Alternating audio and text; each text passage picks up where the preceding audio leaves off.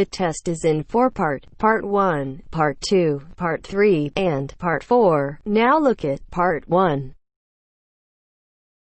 Part 1. You will hear a conversation between two students. One of them is explaining to the other how to use the university library. First, you will have 20 seconds to look at questions 1 to 4.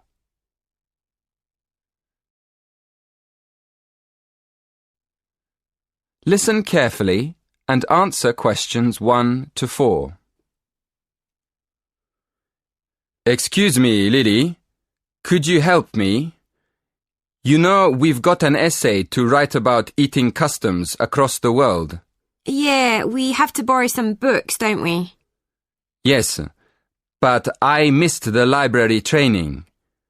Do you think you could show me how to find the books and how to take them out? Sure, no problem. Shall I tell you about the different parts of the library first? Oh, yes. Thank you very much. Okay then, let's look at the plan of the library. Here, you can see the main door on the north side that leads into the lobby. In the middle of the building, there's a big open PC zone. The lift and stairs are on the left as you go in, and on the other side of the building, there's the library cafe. That part of the library is pretty sociable. It's a good place to study with friends. I really prefer to study alone. Is there anywhere in the library I can go? Oh, if you like studying in a quiet place, it's better to go upstairs to the silent zone. As you come out of the lift or up the stairs, you'll see a section on your right facing north which is closed off. That's the silent zone. On the other side, facing south, are the bookshelves with all the cookbooks and... Before you hear the next part of the conversation, you will have to look at questions 5 to 10.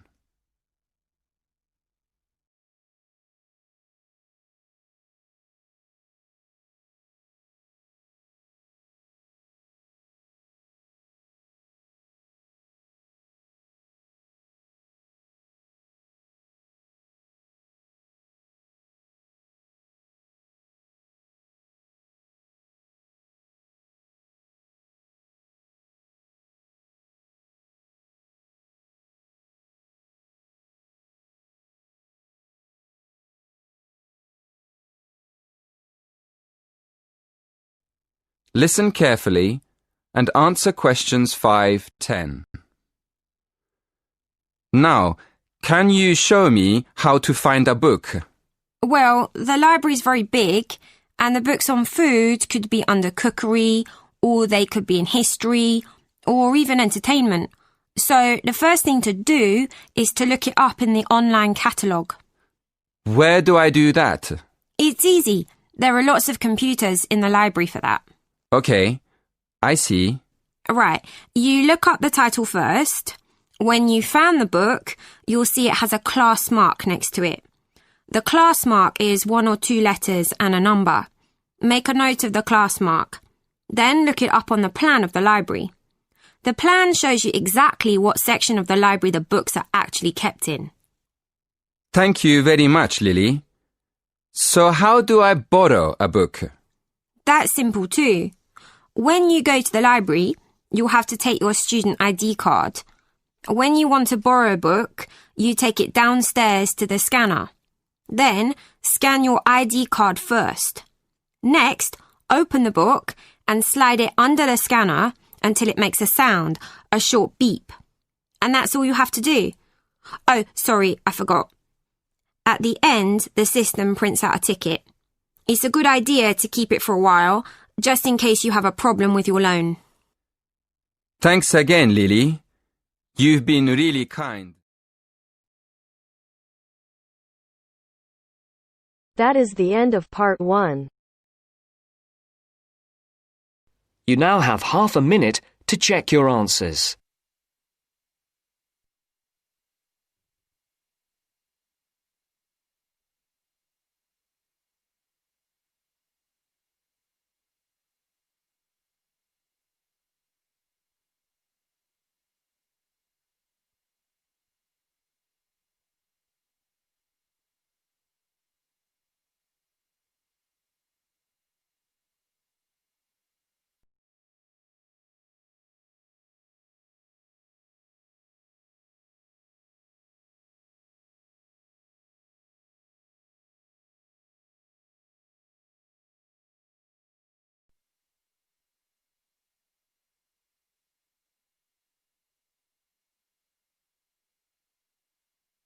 Now turns to Part 2.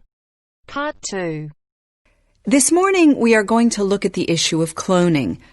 I'd like to begin by looking at some examples of animals that have been cloned before moving on to looking at how cloning is defined.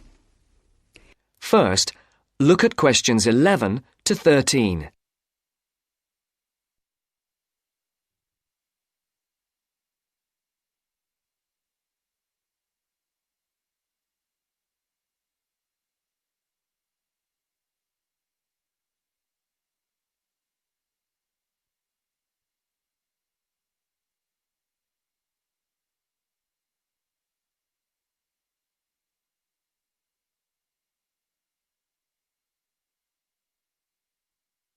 As you listen to the first part of the interview, answer questions 11 to 13. Good morning and welcome to this series of lectures on man interfering with nature. This morning we are going to look at the issue of cloning. I'd like to begin by looking at some examples of animals that have been cloned before moving on to looking at how cloning is defined. The first example I'd like to talk about is Idaho Gem, who was the very first mule to be cloned. Mules are a combination of horse and donkey. Idaho Gem is an identical copy of his brother Taz, who is a racing champion. Thus, we can make the conclusion here that he was cloned to follow in his brother's footsteps.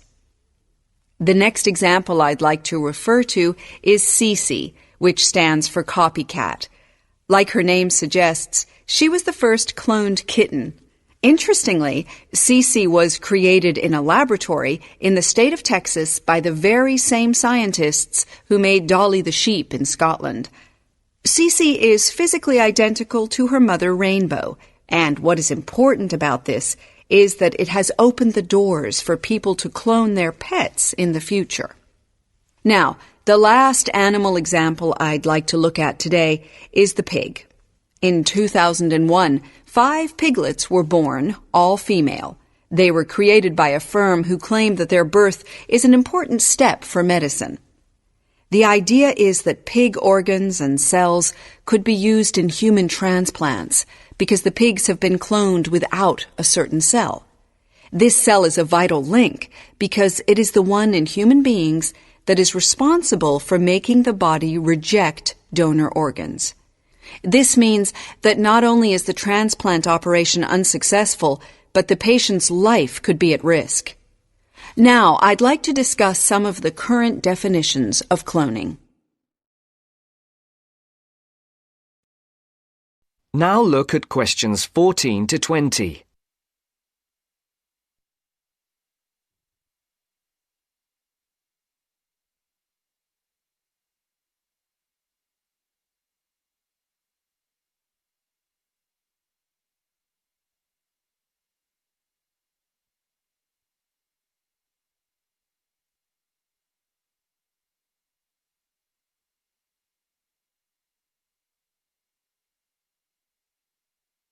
One kind of cloning, the kind commonly found in plants, occurs when plants reproduce themselves around the original plants, known as the parent plants. New plants can then grow. This is quite a natural process by which plants can form more of the same type of plant. Though you may not be aware of it, another type of cloning happens quite naturally in your body when old cells need to be replaced. Cells in your body split into 2 and make new chromosomes, and it is the chromosomes that contain our genes. Embryo splitting is another form of cloning, which can happen quite naturally when cells split to form 2 identical twins. You may then be asking yourself what all the fuss is about, if cloning does in fact happen naturally because sometimes man can interfere with nature and it can work. Take embryo splitting as an example. Now, this type of cloning is quite common in farming, and it is used to breed new bulls and cows. Embryos are placed into foster mother cows, and these then grow into calves. And though some may consider this to be artificial, it has been going on for the last 10 years with relatively few problems. Now, the last type of cloning I'd like to mention is perhaps the most controversial. This type of cloning is called nuclear transfer, and it is when the nucleus of a cell is put into an egg of another animal that is genetically the same. This is done in a laboratory, and after about 5 or 6 days, the embryo is implanted into a donor mother, which is how Dolly the sheep was made. One argument in favor of cloning is that it can help in medicine, as in the case of pigs being used in transplant operations. It is true that many people can wait for up to a year for a new kidney, and then still run the risk of their bodies rejecting the donor kidney. But will using pig organs really be the solution? To answer this question, I'd like to take a look at some responses to the whole idea of using pig organs in humans. Neil Blackwood, who works for the company that cloned the 5 piglets, described it as a major medical advance that could solve the global problem of a lack of organs to use in transplant operations. This could lead in the future to saving human lives. Sheila Halliday, a leading transplant surgeon, does not share his view. She believes that although it is possible to use pig organs in humans, there are very real dangers. Halliday points out that diseases and infections could be passed from pig to human. Of course, she does not yet know this for certain, which is why Halliday strongly advocates that more scientific research be done. She firmly believes pig organs should not be used in human operations until these findings are made public. That is the end of part 2. You now have half a minute to check your answers.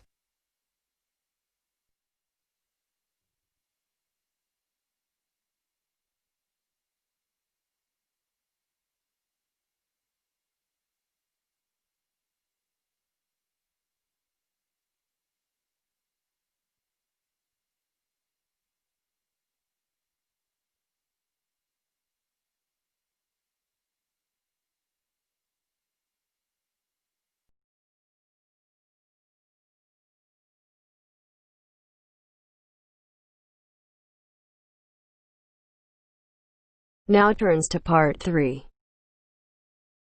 Part 3. You will hear a phone conversation giving information about a health and fitness centre. First, you have some time to look at questions 21 to 26.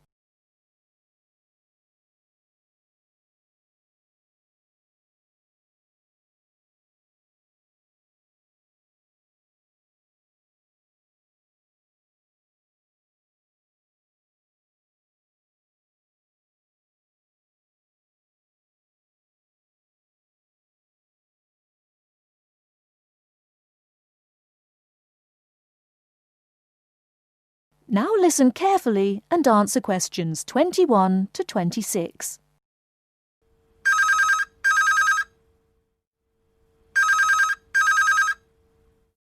Hello? Hello, is that Miss Heidi Jones? Yes? Good morning, Miss Jones. I'd like to take a few minutes of your time to tell you about the Seven Oaks Health and Fitness Centre, which is in your suburb. Would that be convenient? Okay. Well, the centre's not far from you. It's on the corner of Marion Street and Giles Street and has a large car park. It's open every day of the week, opening on weekdays at 6 a.m. and at 9 a.m. at the weekend.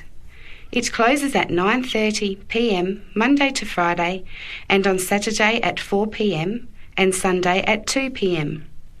We also have childcare Monday to Saturday from 9 in the morning until midday for a small extra charge, so you can leave your children in safe hands while you attend one of our classes, or perhaps have a swim, or if you just want to relax in the spa and sauna or steam room. Talking of classes, we have a very wide range which are designed to suit all different levels of fitness and individual needs. I mentioned the pool just now.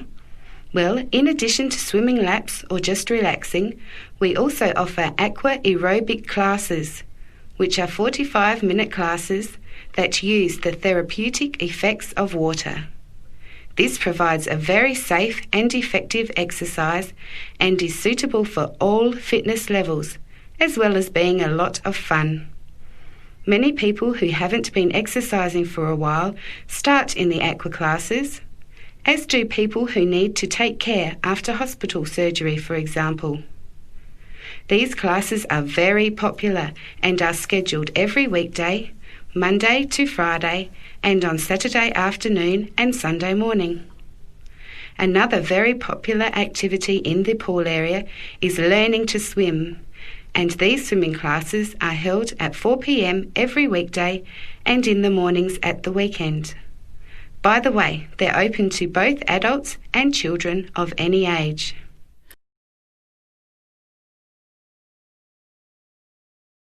Before you hear the rest of the talk, you have some time to look at questions 27 to 30.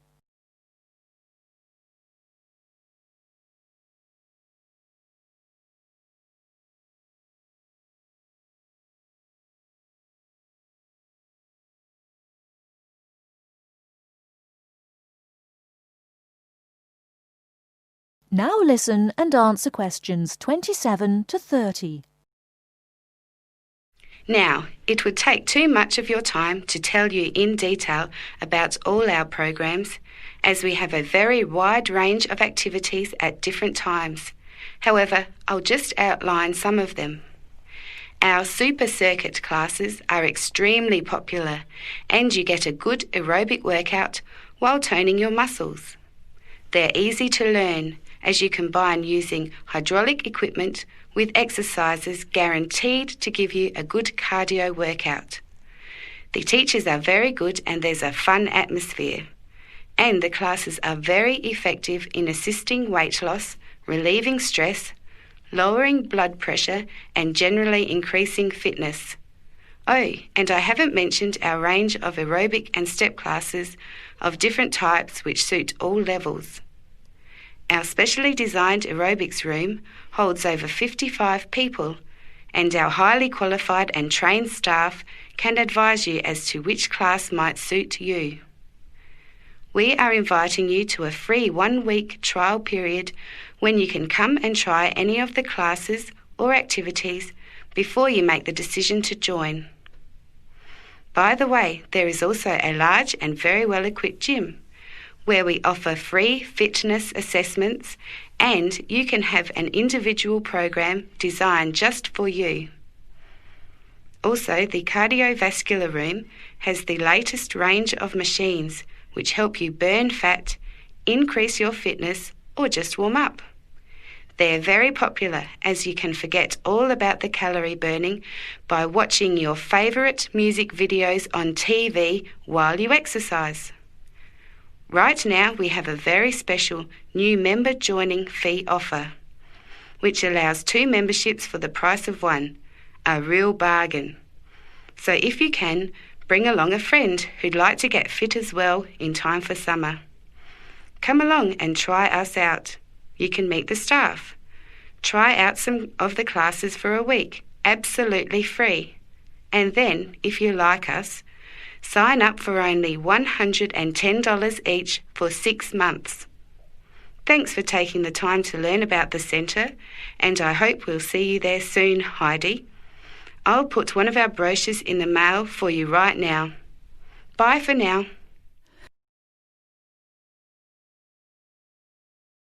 That is the end of part 3. You now have half a minute to check your answers.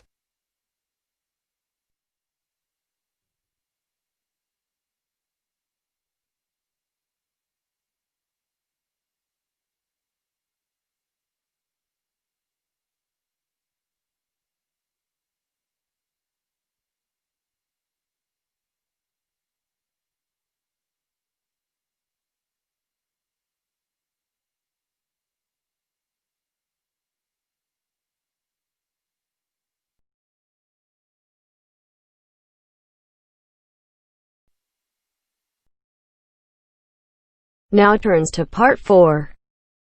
Part 4. You'll hear a programme on the city of Brisbane.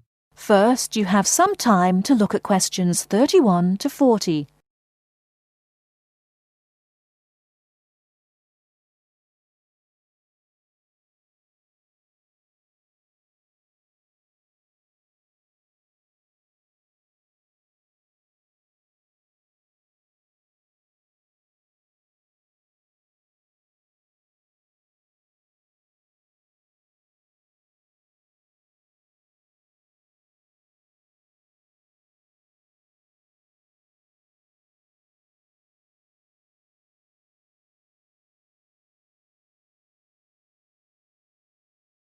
Now listen carefully and answer questions 31 to 40. Today in our Around the World programme, Mr. White is going to recommend a charming city to you, Brisbane. Good morning, ladies and gentlemen. Have you ever been to Brisbane? Well, if you are looking for a mild climate, a relaxed atmosphere, and a lot of culture, Brisbane might be the place for you. Its sunny cafes and offshore islands attract surfers and sun lovers, but it is also the arts capital of Queensland, with many museums and art galleries. This thriving artistic setting mixes well with Brisbane's beach town atmosphere. Together these two qualities make Brisbane a very desirable place to live. No wonder since 1980 over 500,000 Australians have moved here. Brisbane is now Australia's third largest city. English settlers living in Australia established Brisbane in 1842. At that time, more than 100,000 Aboriginal Australians were living in Queensland. As the settlers discovered Queensland's resources, more and more of them moved in.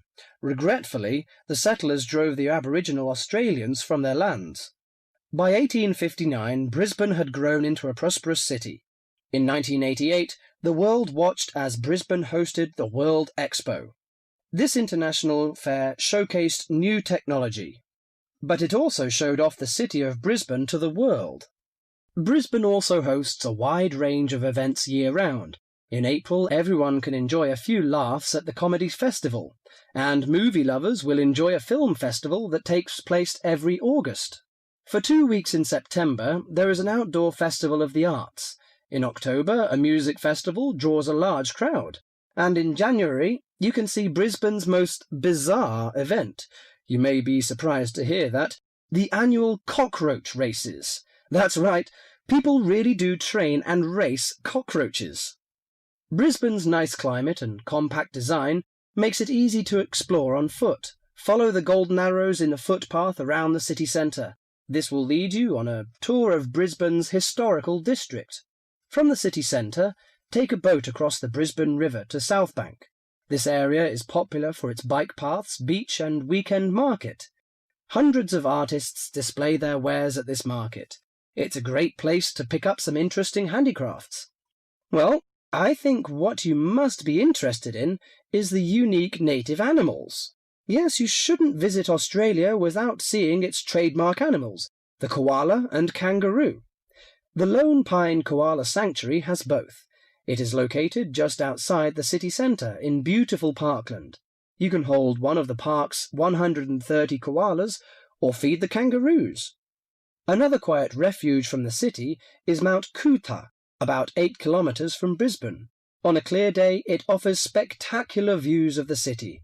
It also has hiking trails and beautiful gardens. Along the Brisbane River, a sunset cruise is also very relaxing. The areas around Brisbane are impressive. A coastal drive south of Brisbane will take you along the Gold Coast. This famous coastline boasts some of Australia's best beaches.